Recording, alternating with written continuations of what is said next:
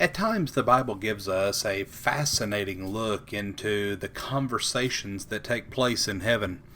And although there were at least two men who heard these conversations and were told not to repeat what they heard, and though oftentimes we see these human traits applied to God and to the conversations in heaven simply for the purpose of our comprehension, but the Bible states or implies many conversations that took place between the members of the Godhead, the Father, the Son, and the Holy Spirit. There's the conversation about man's creation in Genesis 1 and verse 26, or the deliberation over revealing Sodom's destruction to Abraham in Genesis 18:16 through 18. There are also some passages which perhaps imply conversations that were had before the world was ever created, as Jesus accepted the role as the sacrificial lamb, as we read about in Revelation 13:8. One such conversation is recorded prophetically for us in Psalm 40 verses 6 through 8, where it's recorded, "Sacrifice and offering you did not desire, but my ears you have opened. Burnt offerings and sin offerings you did not require. Then I said, Here am I have done it. It is written about me in the scroll. I desire to do your will, my God. Your law is within my heart." Now at first glance it seems as if this is what Jesus, the man, said to his Father during his walk on earth. Now that's not necessarily wrong, but if you meditate upon this passage for some time, you can almost imagine Jesus saying it like this: well, here we are, just like we've discussed. Another conversation that we find is in Psalm chapter 2, where God said that while the rulers of the world might conspire otherwise, he will set up his own righteous king. Well, prophetically, Jesus then responds in verses 7 and 8. "I will proclaim God's decree. He said to me, You are my son.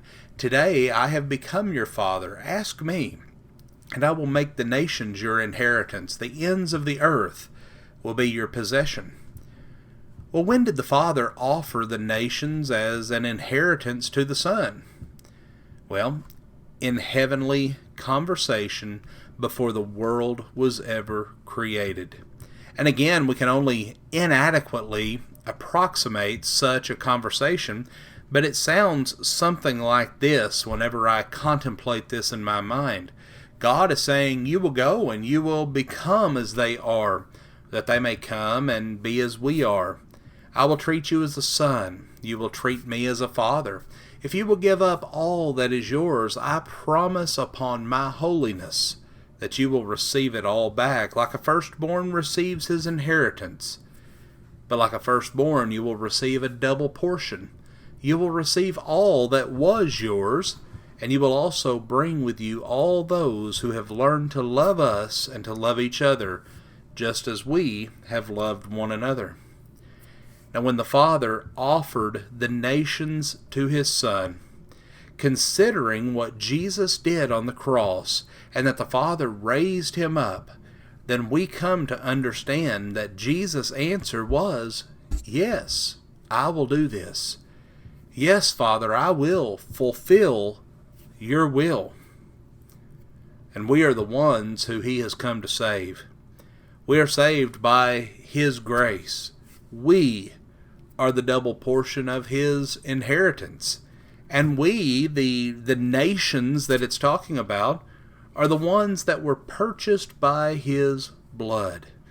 And friends, we are the ones who get to share that glorious inheritance that the Son of God gave up in order to come here, to live as a man, to be that sacrificial lamb.